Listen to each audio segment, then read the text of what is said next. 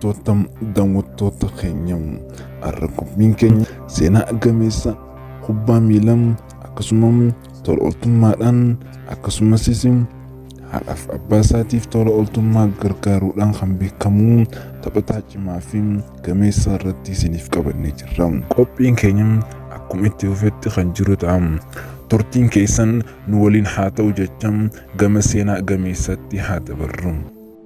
Yeah, well, you know, my mum was a single parent. She's got 5 kids that was all living in the same house.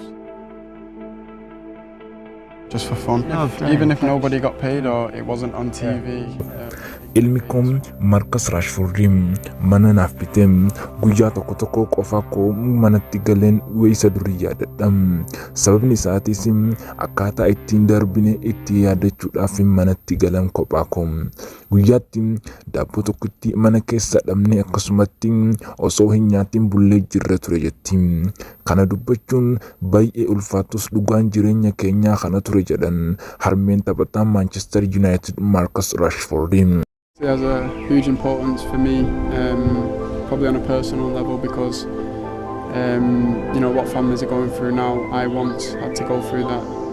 Haati Marcus Rashford adde Liliina Rashford miidiyaa odeeffannoo ispoortii gabaasuun beekamuun gool jedhamutti ture haalli jireenya keessa darbanii akkaataa itti ta'e dubbattee turte.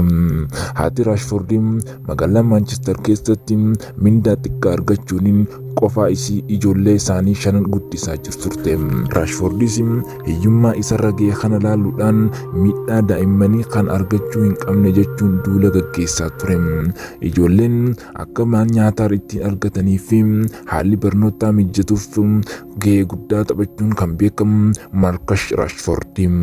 Marcus Rashford taphataa kubbaa miilaa guddaadha. Namummaaf dursa kan kennu jireenya ofii keessa darbee daa'imman kaan akka hin mudanne kan dhama'udha. Hojiin kan agarsiisee fi kubbaa miilaa qofa osoo hin taane ijoollee beela'an sooruudhaan shaampiyoonaa kan ta'e taphataa kubbaa miilaa jaallatamaa Marcus Rashford. He's always inspirational. He keeps wanting to work and strive to be a better player, a better person. So all credit to him. And I think that's important because you grow as a person and then as a Taphataan kubbaa miilaa beekamaan kun barreessaan kitaabotaa fi hojii tola ooltummaatiin kan beekamudha. Namoonni hedduun kubbaa miilaa taphachuu isaa qofaan kan beekanidha. Inni garuu kubbaa duubaan waa hedduu kan hojjetu ture. Daa'imman mana barnootaatti akka nyaata argatan duula gaggeessuun kan beekamu Rashford. United Kingdom keessatti barattootni 100,000 tilmaamaman akka gargaaraman godheera. Bara kana keessa kilabiin Manchester United keessatti galchii 24 ol lakkoofsisuun riikardii isaa kan bara 2019 galmeessee cabseera. Rashfordis kilaba ijoollee akka ofitti amanamummaa isaatiin dabalu godhuuf akkaan gurgurame URA Champion jedhus barreesseera.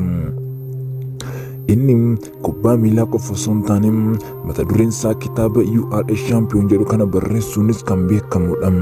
Rashford carraa abbaa fi haadha isaa waliin guddachuu hin arganne. Haatis obbolaa isaa biroo 4 waliin qofaa ishee guddisaa turte. Odeeffannooleen marsariitti adda addaa irraa arganne akka agarsiisutti harmeen Rashford adde Meelaanii ijoollee isaanii 5 mindaa xiqqoo argataniin ture kan guddisan jedhama. Jireenya mo'achuuf bakka adda addaatti hojii dabalataa akka hojjetan odeeffannooleen addeessu. Jireenyi magaalaa Manchester keessatti salphaa miti. Ijoollee isaanii guyyaatti si'a 3 sooruun hedduu itti ulfaata ture. Kanaaf Rashford yeroo ijoollee harka qalleeyyii akka sooromaniif duula gaggeessaa ture ofii isaa guyyaatti daabboo cabduu manaa dhaban akka ture yaadachuudhaan dubbata ture. An kanaafan wanta kana hojjedha jedhama. expectation because they always say from when you're a kid, everybody wants to beat Man United. You know, if they beat Man United, it'll be... Yeroo tokko hojii sadii barbaadeen argadhe. Yoon hojii kana hin hojjedhu jedhe waan ijoollee kiyyaaf bilcheessu hin qabu jetti. Baay'ee ulfaataa ture. Al tokko garuu daabboo cabduyyuu mana keessaa yeroo dhabnu ture. Kana dubbachuun nama qaanyeessu mala.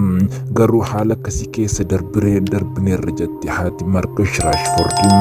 Adde Meelaanii guyyaa tokko ofii isaanii osoo hin nyaatin oolanii bulanii waan mana keessa jirtu ijoollee isaaniitiif kan kennaa turan ture. Garaa haadhaatti mitire ofii marrimaan isaanii guduunfanii ijoollee isaanii abdii borii jireenya isaanii ta'e guddisuudhaan ture.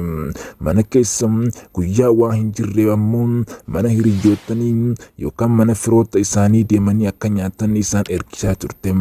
Rashford daa'ima waggaa 4 ta'ee qe'ee maatii isaa keessatti obboloota isaa waliin kubbaa taphachuun jalqabe. Inumayyuu araada itti ta'e mooraa keessaas ta'uun mooraan ala bahee hojii isaa kubbaa taphachuu qofatti ta'e. Qeessaa keessatti yeroo taphatu meeshaa mana keessaa caccabsee rakkisnaan harmeen isaa guyyaa guyyaan itti iyyaa turte. Harmeen isaa adde Meelaaniin akka ijoollee kaanii ilma isaaniif meeshaa taphaa ijoollee bituuf hin danda'an ture. Garuu akkasumas ta'e kubbaa isarraa adda hin baane. Kubbaa adii kana irratti maqaa isaa barreeffatee waan qabuuf Rashford jedhame. Kubbaan isaa kun kubbaa Rashford ta'uu gandattis kan beekamu ture. Sababa kubbaa kanaatiin boodarra abjuu isaa kan ittiin milkeessee fi seenaa maatii isaas ittiin jijjiirredha. Yeroo kana haati isaa ilaaluun ilma isaanii kana gara giddugala shaakala kubbaa miilaa bara 1986 hundeeffame tokkotti fudhatanii. Umriin isaa yeroo san waggaa 5 ture. Karra eegaa Manchester United yeroo sanaa tiim Howard hedduu dinqisiifata ture. Waan gaarii kilaba giddugala inni keessatti seene kana keessatti mudannoo gaarii milkeesse. Abbaa isaattis achitti wal argaa ture. Yeroo leenjii isaa qofa achitti kan wal argan ture. Harmee isaa waliin adda bahaniiru waan ta'eef. Haala kanaan kan eegale imalli kubbaa miilaa Rashford dandeettii isaa fi jaalalli kubbaa miilaaf qabu ogeessa guddattoota filannoo kilaboota akka Liverpool, Manchester United fi Manchester City eegale. Giddugala kana keessa taphattootni akka Jesse Lingard, Danny Welbeck, Lewis Brown faan bahaniiru. Hundinuu Manchester Unitediif kan taphatan ture. Jalqaba torban muraasaaf Manchester City keessatti kan shaakalaa ture Marcus Rashford obbolaan isaa kilaba guddaa galuu qabda jedhanii osoo Liverpool fi Everton barbaadanii Manchester United akka gale himama. Marcus gatii gajibaa waan hin qabneef guyyaa tokko waan ittiin deemu dhabees shaakala irraa hafa ture. Harmeen isaatii fi obboleessi isaa hangafaa jabaatanii hojjechuun waan argatanii isaaf kaffalu ture. Kunoo innis isaan hin qaanyeessine. Emerging Manchester United talent, Marcus Rashford. Jireenya maatii guutuu jijjiiruun biyyaaf irraa hafee ture. Manni barumsatti barataa ture sun barattoota harka qalleeyyiif nyaata dhiyeessu ture. Kun maatii isaaf gargaarsa xiqqoo ta'e. Innis gaafa galii guddaa argatu kunoo dabaree isaa ijoolleen mana barumsaatti akka hin beelofneef 100,000 akka sooraman gargaaraa jira. Kilabni Manchester akka inni barumsa baratuuf carraa kennanii fi kunuunsaa turan. Rashford garuu barnoota ispoortiinis dippiloomaa biyyaalessaa kan qabudha. Rashford yeroo umriin isaa waggaa 14 ta'u qaamni isaa akka malee guddate. To'annoo isaan ol dheeratee deeme. Kun qormaata itti ta'us jabaatee jabina qaamaa hojjechuun kubbaaf akka isaaf mijatu godhe. Akkuma Sir Alex Ferguson soorumaan bahaniin David Moyes Rashford akka garee siinarii waliin taphatan shaakala akka godhuuf taasisanii fi kontiraata haaraa Manchester United waliin mallatteessuun amma of danda'ee maatiis gargaaruu jalqabe.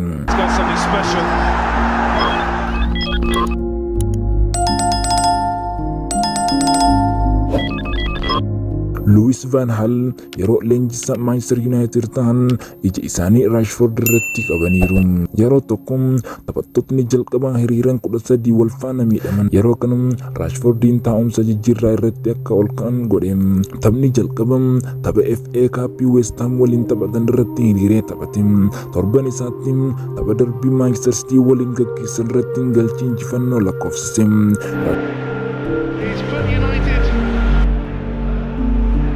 Rashford, he's in here, he scores! Marcus Rashford takes yet another step up the ladder. Rashford Arsenal fi Everton irratti lakkoofsisuun bara 2016 irratti galchii 8 fi kubbaa mijeessee kenne lamaan xumure. Gareen biyyaalessa Ingilaandiifis filamuun biyyaaf isa taphachaa ture. Imala haala kanaan jalqabe osoo hin dhaabbatin kubbaa miilaa keessatti maqaa guddaa horate. Hawaasa isaa gargaaruun hojii tola shaampiyoonaa ta'aa as gahe. Amma waggaatti mindaa hanga paawundii miliyoona kudhanii akka argatu ragaaleen ni agarsiisu. Marcus Rashford maatii isaaf mucaa quxisuu yoo ta'u jireenya fi seenaan maatii isaa garuu karaa isaa jijjiire. Taphataan kubbaa miilaa Manchester United ganna 24 ta'e Rashford abbaa isaa obbo Robert Rashford fi harmee isaa adde Melanie Maynadi irraa bara 1997 kibba magaalaa Manchesteritti kan dhalatee ture. Dhiyeenya kana immoo waancaa Carabao nyaachuudhaan maqaa guddaa kan argate Marcus Rashford goolii tokko galchuudhaan geessaa baatee jira. Jireenyi kana qabam yeroo takkasiif mijatam yeroo takkasiif hin mijatu garuu wanni beekuu qabnu rakkoo keessa balloon jira jennee fudhachuu qofa. Kanaaf Marcus Rashford gahee amma inni irra jiru kanarra gahe ambaasadarummaafis kan filatamee jiru. Amma garuu Marcus Rashford kilaboota gurguddoo addunyaa keessatti kan barbaadamaa jiru ta'uu isaa odeeffannoon ni addeessu.